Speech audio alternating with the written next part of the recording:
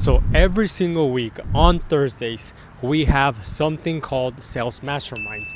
And this mastermind that we have is probably one of the best features that we have. And this is, based on the feedback that we get from our clients.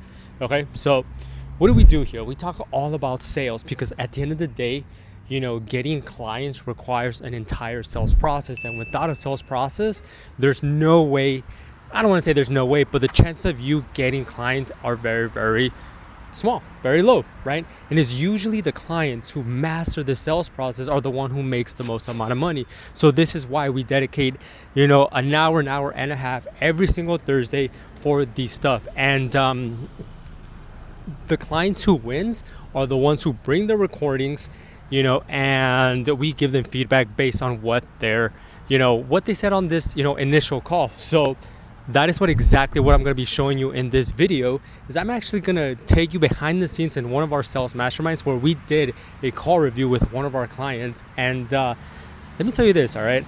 We had one client, who used to work at PetSmart making $3,000 a month. And he came into this because he wanted to start his own business, wanted to, move outside of there because he wanted to get paid more. He was deserving of more and just wanted to provide for his family. So during those times, while he was working at PetSmart, he'll show up on those Thursdays masterminds and he will bring his recordings. That way he can get better. And now he's making $30,000 months, and it's just him and his wife who run the business, right? So that is the power of the sales mastermind. With that being said, all right, here is one of those sales mastermind. Enjoy. It's all the same. Allie, who cares? Hi, Amy. It's Trevor. How you doing? I'm good. How are you? Not too bad. How's Leo doing today? He's doing pretty well. He had a big well, first he dragged me around the neighborhood. Kind of lackadaisical in the heat lately? No, well, somewhat. He's got a lot of energy being a puppy anyway, but yeah. How long have you had Leo? He's 5 months old, right? So you've had him, I had him like 2 months? 9 weeks. Yeah, so okay, cool. How is everything going other than the pulling you up the street in the rain? Because that's no fun. Great. It's all night. His potty training is going really well, as long as I keep an eye on him and don't, leave him for too long. And he plays fetch. He loves to fetch. He brings it back. He seems to understand things. Like he sleeps in a crate. When I tell him it's time to go to bed, he goes in. And when I have a pen also that kind of big pen for him. And if I'm going out, I'll tell him I'm going out, and he goes right in the pen. So he's a smart little guy. Quick learner. Yep, fast learner. Okay, cool. Yeah. All right, so I don't want to take up too much of your time. We'll just chat here for like 10-15 minutes. I just kind of want to get a picture of, where we're at, where you want to go, and see how I can fill in the gaps. Love the pre-framing. Good job, Trav. I actually purchased an online training program, but I'm really not. I'm having trouble sticking with it. It was puppy specific. Okay, so let me ask you this: what is the most important thing for you? Because if you went ahead and purchased like an online program, I'm just thinking like, is it more so you need more hands-on stuff, or is it like the accountability thing, or like what's going on there? It could be. It might be more hands-on. I've never had a puppy before. I've had dogs. Okay. I've had dogs, but no puppies. Okay. So did you have like rescues in the past? Yeah, huskies. Okay. Oh, huskies. Okay, yeah, you're in a whole different world, huh? A puppy and it's a small dog. Yeah, right. How many huskies? We had 2, they're not at the same time. We had one. Oh, okay. Cool. Yeah, that was bad. My husband was around then. He died, but and so did both of the dogs. But they were very, the key to them, of course, was just giving them enough exercise. Yeah, of course. Yeah, just making sure they're yeah. A lot of people think the whole tired dog is a good dog thing is like the all like be all like thing, but it typically depends on the breed and it depends on the temperament of the dog. But definitely it has its merit. Like Yeah. if you tire your dog out, they're definitely less likely to have some behavior issues, right? Yeah. No, they were both, one of them was a wild child. But the other one she was a really good dog. Okay, gotcha. Oh. All right, so let me ask you this. What has been the biggest challenge for you with Leo when it comes to the like walks and leash pulling and stuff like that? It's reactive, being reactive. He is, I'm trying to get him to calm down when a car goes by. We live at the corner of two dead ends. You've been in my neighborhood. Yep. With Mary Beth's, and I live around the corner from there, so there's not a lot of traffic on my street. So he's not accustomed to cars. So if I go out on the busier street, he lunges at every car that goes by. Yeah. So did you talk to Mary Beth recently about where Tig is at now? I saw that he has a prong collar, and she said he's doing really well. So same issue, right? He was super reactive with cars. I got to see it, kind of got to diagnose it. We put on a couple of different tools on him just to try things out to see what worked, and it just so happened to be that the prong was the best option for him. I mean, he's a big guy, Right. He's a large dog, and she needs multiple handles on him. So of course, yeah. So we ended up putting that on him. He kind of pause this for a second. and corrected himself, and he immediately responded to it and was like, "Yeah, I don't want to do that." That's the sound, Allie. Pause it. So, definitely something I'm experienced with. I work with a lot. Trevor, let me ask you this question. Trevor, I think I heard this right. You just gave her a case study with another dog. Is that what you just did? Yes, sir. Yeah. You see that just now, guys? Okay, Maddie, you know what I'm talking about? Ammunition, y'all. He's talking about, and by the way, your affinity with this lady, you see how he's making her laugh and stuff? I mean, her husband's dead. She's lost 2 dogs, but he's making her laugh. He's making her feel like, just make her feel human and just having this great relationship. Trevor, you do a really good job with that. Your energy's like the last call is through the roof. It's really good. It's very, I can hear the passion and the compassion with the lady too, and also the dog, but also y'all, and it's very subtle. You do this, you'll close deals 80% of the time. Trevor here, and he already closed this deal. He already looped back into a situation that the lady knows this neighbor and knows this dog. Okay. That makes it 100% real because she already knows that dog was a fucking menace. And Trevor fixed it, right? He was. He's a 100-pound Pyrenees. Oh God.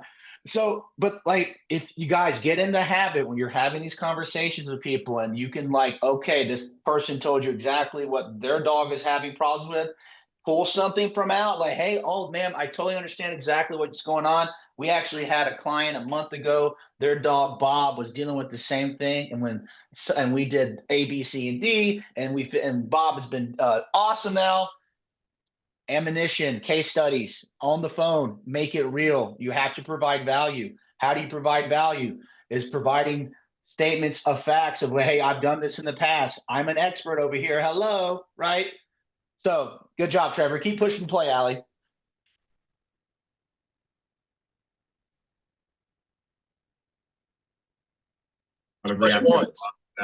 Whether it be lunging at people, kids, whether it be aggressive or friendly lunging, and he's friendly. It's mostly friendly. Oh yeah, I'm sure he's a little puppy. He's like, I want to go. Yeah. He doesn't know any better. Everyone who walks by, if I have my door open, everyone who walks by, he barks at.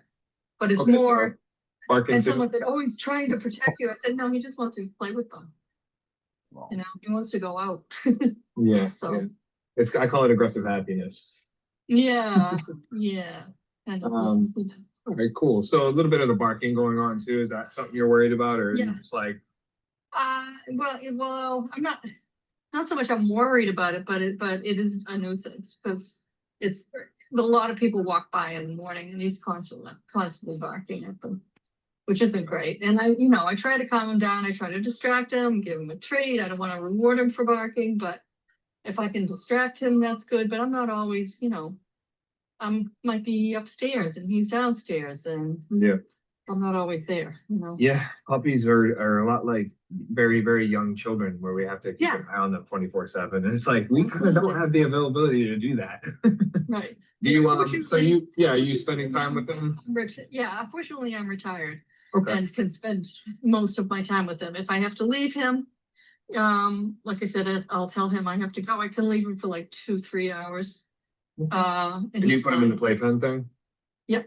Okay. Yep, and he's fine in that. He's used Yep. to it. He's had it since he was baby, you know. And potty training is going good, like no accidents and Real stuff, good. or is it still? He had the only accident he had. He's been good for 2 weeks. The only accident he had in that 2 weeks was when I didn't notice the signs that he needed to go out. Yeah, I was gonna say, because typically the accidents are our fault. Yeah. Wasn't his Perfect. fault. I'm glad you know that. Yeah. So many So people are like, "Oh, my dog's pooping and peeing everywhere." I'm like, "How often do you take them out?" They're like, "Twice a day." I'm like, "You're Oh crazy." yeah, no. Oh God, no. No, I take him out a lot.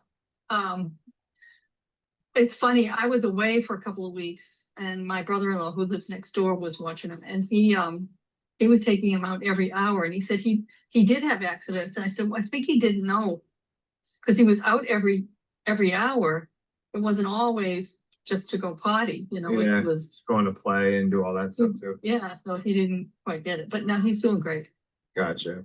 All right, so real quick, how long has this been going on for you? Is it since you've had them, or is it just like a recent thing that's kind of?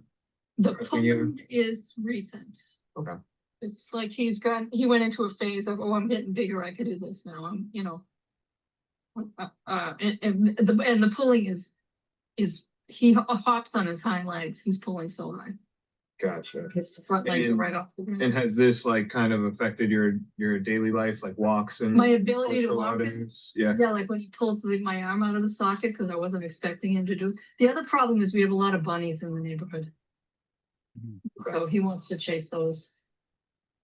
Yeah, that's not fun because if you open your front door and he just all of a sudden sees a bunny and then he's up front door running around the neighborhood like a maniac. And Yeah, and I don't want him to get hit by a car, you know. that would be my worst fear too. Yeah. Okay, so if Leo no longer had this issue, how would that change? How would that change how you guys Nice. That would be great. I mean, I could walk Nice. him comfortably and you know, I'll let him sniff and do the things dogs do, but at least he would stay by my side and walk and not lunge at every car that goes by or, you know, or bark at every person that goes by. So Gotcha. those are the two things really. Yeah. So what would he's great. So okay, so tell me this. What would like an ideal day with Leo look like if this was kind of fixed and gone? And Thanks, JP. what does your day look like with him? Okay, we get up at the same time. He sleeps in my room in a crate. And I'll take him out immediately and he pees and poops, and then we come back in, have breakfast, and sometime after that, when I'm done with my coffee, we go out for a walk. We walk like 1.5 miles or something like that.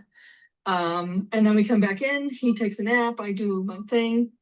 And then I'll take him out, you know, a couple hours go by, I'll take him out to go potty.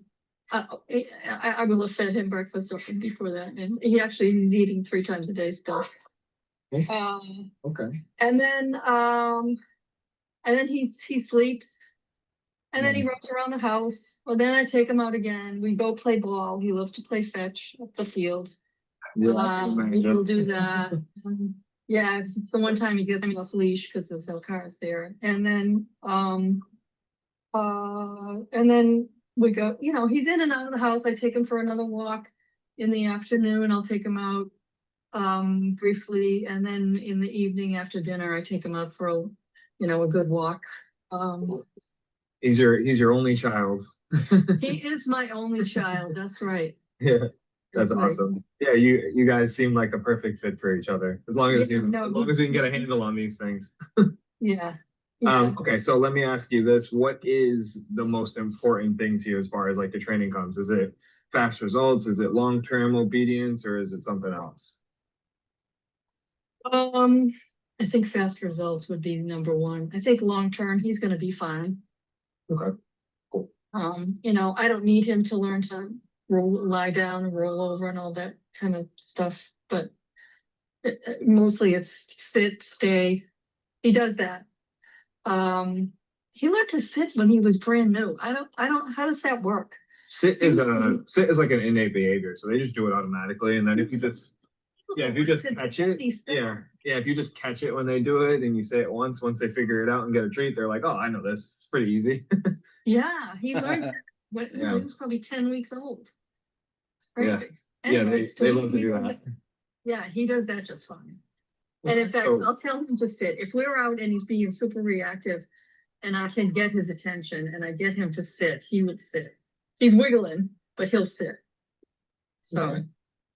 All I right. think he's trainable. I think he's Oh yeah, trainable. I think I'm trainability, mini I golden just- doodle trainability is super high.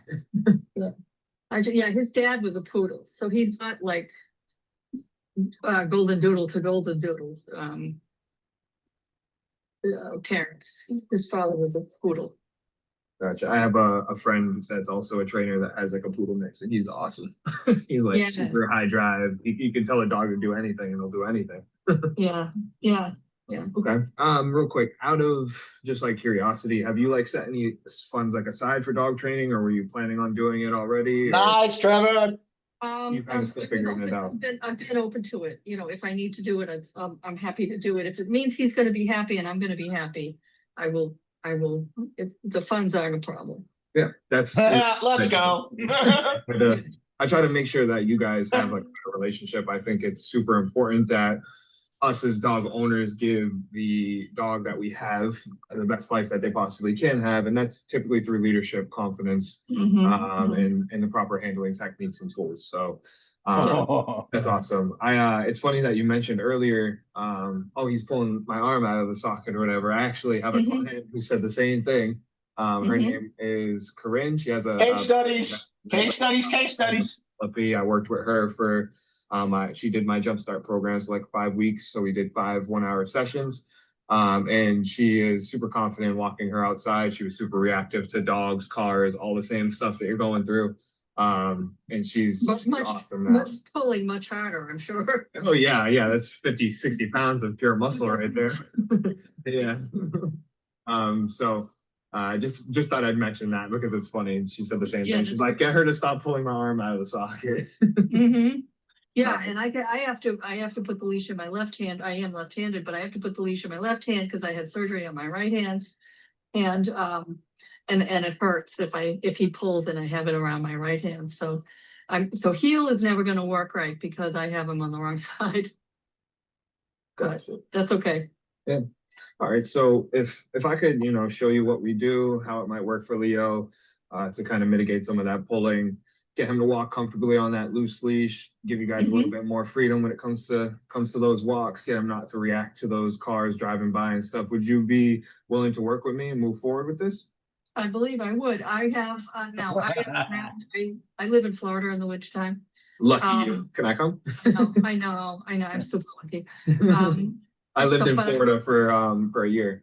Oh, really? And then, I live in Sanford, so like Seminole County. I'm in New Smyrna. Oh, okay. Yeah, cool. My I got family down there, so I have family that live in Lakeland, I believe it is. Yeah, so out that way. That's where he came from, that area. Oh, cool. He came from a breeder. He's a Floridian. Yep. That explains a lot. So I'm around and I'm going away for 2 weeks in September, beginning the 14th. So I would have to work between now and then. Okay, let me take a look at my calendar real quick. Let's see. Okay. So you're leaving the September 14th? Yeah. You said okay. So just for a couple weeks.